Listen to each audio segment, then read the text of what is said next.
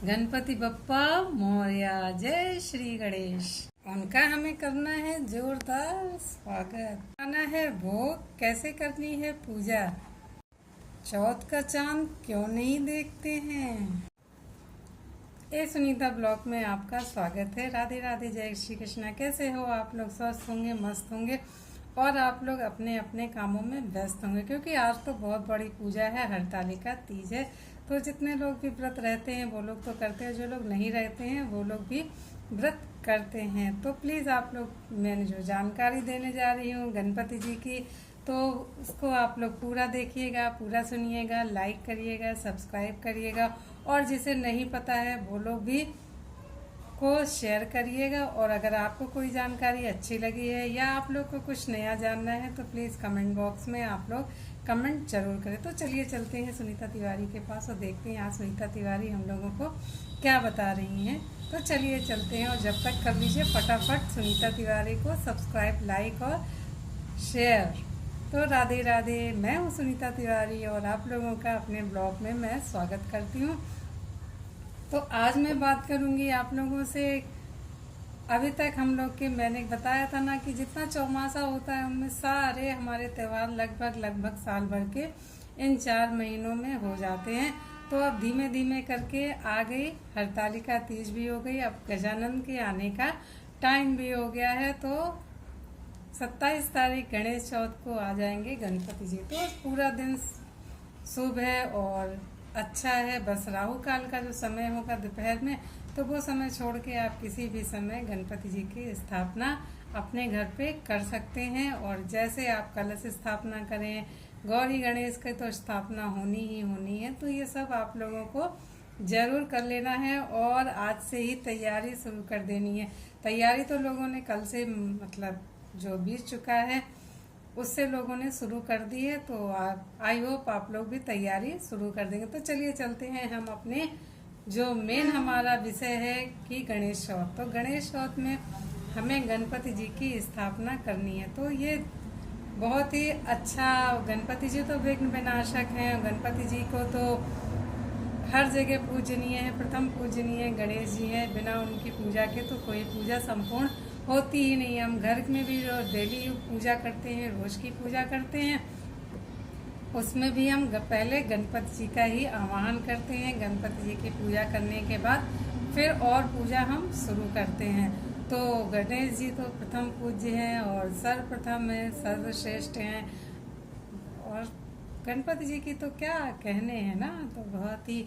तो आज गजानन की मैं आप लोगों से बात करूंगी। गणपति जी की पूजा पाठ कैसे करनी है, जो हमारे घर में गजानन की स्थापना करनी है। तो हमेशा जब आप गणपति जी लेने जाएं मार्केट में, तो ये देख के लें कि जो मिट्टी के हों, पानी में घुल जाएं, क्योंकि ये वाले गणपति जी की स्थापना हम अपने घर में पूरे समय नहीं कर सकते हैं कि जैसे लोग बिठा लेते हैं, तो ऐसा नहीं है। तो इनकी स्थापना गणेश जी की ऐसे गणपति की हमें करनी है जो किसी धातु के ना हो, या जो आजकल सेरेमिक के वगैरह होते हैं वो गलते नहीं है पानी में। और तो आप कच्ची मिट्टी के ही गणपति जी अपने घर में लेके आए जो कि पानी में घुल जाएं आसानी से। तो इनकी स्थापना के लिए आप शुभ मुहूर्त में अच्छे से गणपति जी को लेके आइए, जैसे भी आपको पसंद आ जाए। क्योंकि इस समय तो इतने इतने इतने तरह तरह के गणपति जी ना कि सब लगता है ये भी ले लें, वो भी ले लें, कौन से गणपति जी लें ये समझ में नहीं आता है। तो मगर जो आप देखें ना, सबको देख के अच्छे से समझ के और फिर अपने घर गणपति जी लें। अगर आप सिर्फ गणपति जी को लेके आ रहे हैं तो उनकी स्थापना अपने घर पे सुंदर सी चौकी पे कपड़ा बिछा के, पीला गुलाबी या लाल रंग के कपड़े पे, पीला और गुलाबी हो तो ज़्यादा अच्छा है। तो उसके चौकी पे बिछाइए, उस पर गजानन की स्थापना करिए। पहले स्वास्तिक या कुछ भी बना दीजिए, हल्का सा गंगा जल छिड़किए चौकी के ऊपर, फिर वस्त्र बिछाइए, उसके ऊपर गणपति जी को बैठाइए और उनसे कहिए कि आप हमारे घर विघ्न बाधाओं को दूर करिए। गजानन महाराज की स्थापना करिए। स्थापना करने के बाद फिर जो भी आप पूजा पाठ करते हैं, बहुत लोग जैसे पंडित को बुलाएंगे, ब्राह्मण को बुला के, पंडित को बुला के तब स्थापना कराते हैं। मगर कल इतनी ज़्यादा बैठते हैं, 27 तारीख को गणेश चौथ के दिन इतने ज़्यादा गणपति जी बैठेंगे कि पंडित लोगों को तो समय ही नहीं रहता, तो वो छोटी मोटी पूजा में तो आएंगे नहीं, क्योंकि पंडालों में भी बैठते हैं, घरों में भी बैठते हैं। तो उनका आप शुभ मुहूर्त देख लीजिए, जो भी आपके यहाँ राहु काल छोड़ के कल सर्वार्थ सिद्धि योग भी है, और कल बहुत अच्छे अच्छे से मुहूर्त हैं। भद्रा है तो वो पृथ्वी में है, तो उसका कोई असर नहीं पड़ना है। तो शुभ मुहूर्त देख के आप अपने घर में गणपति जी की स्थापना करिए, और उसके बाद उनकी आरती करिए, पूजा करिए, भोग लगाइए। तो स्थापना में पहले दिन आपको पुआ का भोग लगाना चाहिए, जो हम लोग लगाते हैं। तो पहले दिन पुआ का भोग लगाते हैं, और आप जैसे भी लड्डू का भी भोग लगा सकते हैं, आपकी सुविधा के अनुसार जो आपको भोग लगाना है वो लगाना। वैसे इसका महत्व और इसकी पूजा पाठ ज़्यादा महाराष्ट्र में ज़्यादा होती है, तो महाराष्ट्र के में मोदक का प्रचलन ज़्यादा है। तो आप मोदक भी, अब तो सब कहीं मिलने लगा और सब लोग बना भी लेते हैं मोदक बनाना, और कोई कठिन नहीं है। आप सांचा ले आइए, सांचा में खोए को भर दीजिए और दबा दीजिए, मोदक बन जाएगा। तो ना तलना ना भूनना, बहुत ही आसान तरीके से आप अपने घर पे भी मोदक बना सकते हैं। वैसे तो मोदक गुड़ और मैं मतलब उसका ज़्यादा प्रोसीजर है, तो वो तो मैं नहीं बताऊंगी, नहीं ब्लॉग लंबा हो जाएगा, आप लोग देखोगे नहीं। तो मैंने जो सरल विधि, सबसे आसान विधि थी मोदक की, वो मैंने आपको बता दी।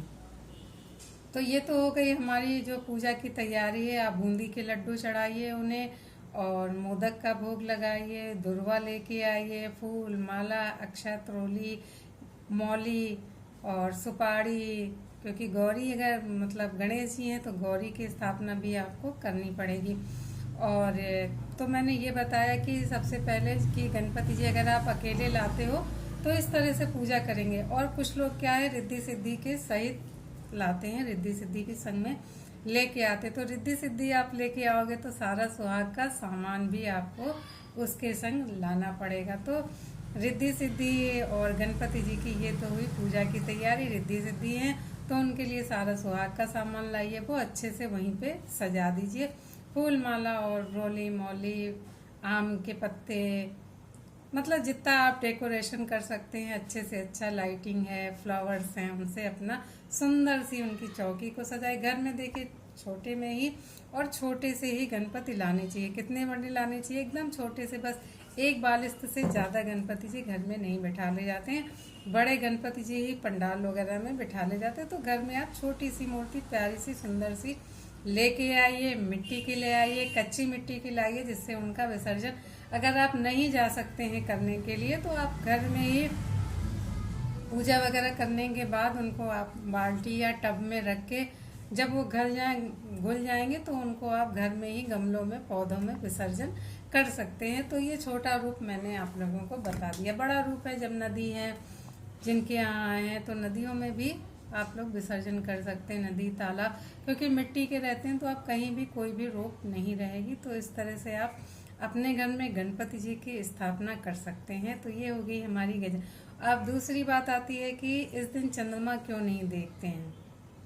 चंद्रमा देखना से कलंक लगता है। तो ये चौथ के चंद्रमा को गणपति जी ने श्राप दिया था कि जो चौथ का चांद देखेगा उसको कलंक जरूर लगेगा, क्योंकि गणपति जी इनसे रुष्ट हो गए थे, तो इससे उनको श्राप दे दिया था चंद्रमा को, चांद को, कि चौथ का चांद दो देखेगा उसको।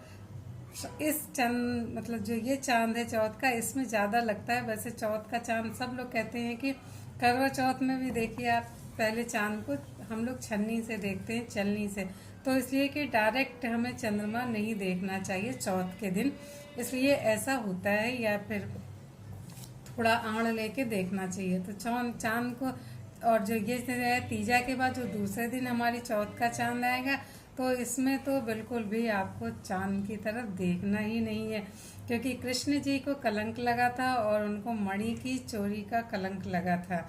जो जामवंत की बेटी के पास थी वो मणि की, तो उनको साबित करने के लिए कितनी मेहनत करनी पड़ेगी। तो हम लोगों को चौथ का चांद नहीं देखना है कि झूठ, और इसमें झूठा कलंक लगता है, ये बात भी रहती है कि चौथ के चांद में ऐसा नहीं कि आप पे जो कलंक लग रहा वो सच है, झूठा, क्योंकि कृष्ण पे तो झूठा कलंक ही लगा था। तो इसलिए कोशिश करिए कि चंद्रमा की तरफ चौथ के दिन, कल गणेश चौथ को, चांद के दर्शन ना करें, दूर से ही अपनी नजरें छिपाए रखिए कि डायरेक्ट आपको चांद ना दिखे। तो ये रही चंद्रमा ना देखने के लिए, क्योंकि मैं सब कुछ शॉर्ट में बता रही हूँ। बड़ा होने पे वीडियो आप लोग देखोगे नहीं, बढ़ा बढ़ा के देखोगे तो फिर समझ में भी नहीं आती है बात, और फिर कहते हो आप लोग कि आपने ये नहीं बताया, आपने ऐसा बताया, आपने वैसा बताया। तो फिर पूरा आप लोग ब्लॉग देखिएगा, पूरा अच्छे से समझिएगा। जो आप लोगों की समझ में नहीं आया है तो वो मुझसे पूछ सकते हैं आप लोग, तो मैं फिर आप लोगों को बता दूंगी। आप कमेंट बॉक्स में बताइए आपको ये जानकारी कैसी लगी, आपको मेरा ब्लॉग कैसा लगा। तो ये पूरी जानकारी आप दीजिए, और जाइए फटाफट मार्केट से लेके आइए गणपति जी, सुंदर से प्यारे से छोटे से घर में बिठाने के लिए। और मूसक जरूर हो उनके संग में, मूसक वाले ही गणपति लेना।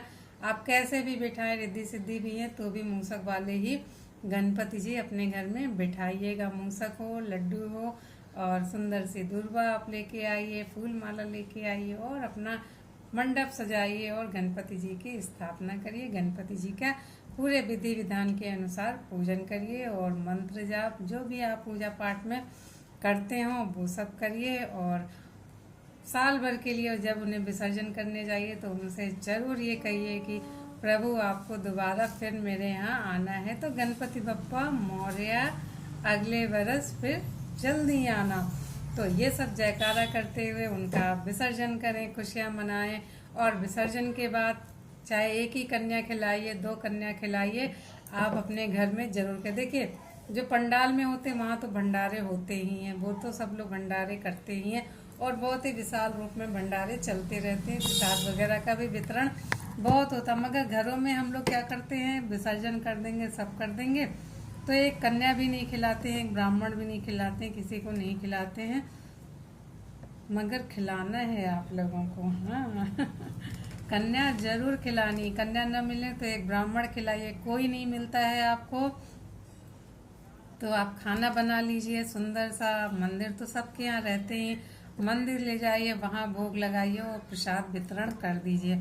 ये भी नहीं है तो कच्चा भोजन निकाल लीजिए। सब चीज़ें आप कच्ची, जो भी आप आटा चावल जो भी आपको देना हो सब निकाल लीजिए, और उसको एक थाली में रखिए या पॉलीथीन में थोड़ा थोड़े से करके सब में पैक कर लीजिए। मंदिर में जो पुजारी मिले, कोई गरीब मिले तो उसको आप जरूर दीजिए, दक्षिणा का दान जरूर करिए। तो ये जो छोटी मोटी सी सावधानियां ये करते हुए गजानन महाराज की आप विदाई के कोई भी आप काम करें बिना दक्षिणा के, बिना भोग के, बिना प्रसाद के, बिना दान के, वो पूरा नहीं होता है। ये सब आप बात ध्यान में रखिए। कुछ भी आप छोटी सी अगर कथा भी करते हैं तो उसमें आपको 2-4 लोगों को भोजन जरूर कराना चाहिए। सतना तो ये तो हम 15 दिन के लिए बिठाएंगे, कुछ लोग हफ्ते बिठाएंगे, 2 दिन 2.5 दिन जैसे भी बिठाते हो, 3 दिन, मगर जो मैंने बताया छोटा मोटा भोज आप जरूर करेंगे। 2-4 लोगों को खाना जरूर खिला दीजिए, क्योंकि इसी बहाने थोड़ा किसी का पेट भरो तो वो अच्छे से ही आपको ब्लेसिंग ही देगा। कोई ये नहीं कहेगा कि साहब यार बेकार है, ऐसा नहीं कहेगा ना। तो भोजन कराना सबसे अच्छा, अन्न का दान सबसे अच्छा होता है। तो गणपति जी की विदाई के बाद या विदाई के पहले, वैसे तो जब हम विदा करते हैं उससे पहले हमें कन्या भोज और ये सब करने के बाद तब विदाई करनी चाहिए। ऐसा नियम है, ऐसा नहीं है कि आप विदा करने के बाद कन्या खिलाएं, ऐसा नहीं। जैसे आपको कल विसर्जन करना है, 2 दिन की आपने रखी है, 3 दिन के रखे हैं, तो दूसरे दिन आप कन्या खिला दीजिए, उनकी खूब अच्छे से पूजा आराधना करिए। सब करने के बाद हवन वगैरह जो छोटा मोटा आप करते हो तो घर में छोटा सा हवन भी कर लेना चाहिए। कुछ नहीं तो आप गायत्री मंत्री अगर 11-24 बार की आहुतियाँ डाल के उनका हवन कर दीजिए, भोग प्रसाद लगा दीजिए, और 2-4 कन्या मिली, कन्या को खिलाइए, नहीं तो थोड़ा सा भोजन बना लीजिए। और कहीं जो मिल जाए गरीब वगैरह आपको, और नहीं कोई मिलता है तो कच्चा भोजन आप मंदिर में दे आइए। तो इतना तो हर पूजा में आपको करना ही करना चाहिए। तो आई होप आप लोगों को सब मेरी बात समझ में आई होगी, और सब बातों को आप फॉलो भी करेंगे। ऐसा नहीं कि सुनने के बाद अरे यार जाने दो कौन करेगा, नहीं। अगर आप गणपति जी लाते हैं तो देखिए कोई भी पूजा पाठ करिए तो विधि विधान का ध्यान जरूर रखिए, नहीं फिर पूजा पाठ भी ऐसा होता है कि वो उल्टा असर होता है। तो इसलिए हमेशा इन सब बातों का ध्यान रखते हुए ही पूजा पाठ आप लोग करें, विधि विधान से करें। अपनी पूजा को संपूर्ण करें। कमेंट करना ना भूलें, सब्सक्राइब करना ना भूलें, लाइक करना ना भूलें, क्योंकि मैं भी बोलते बोलते थक गई हूँ। मेरा भी मुंह दर्द होने लगा, गला दर्द होने लगा, तो इतना तो आप लोग ध्यान रखा करिए ना। सारी जानकारी मैंने आप लोगों को दे दी, तो प्लीज़ कमेंट करिए और लाइक करिए, शेयर करिए और सब्सक्राइब करना ना भूलिए। राधे राधे, फिर मिलती हूँ। गण गण पते नमो नमः।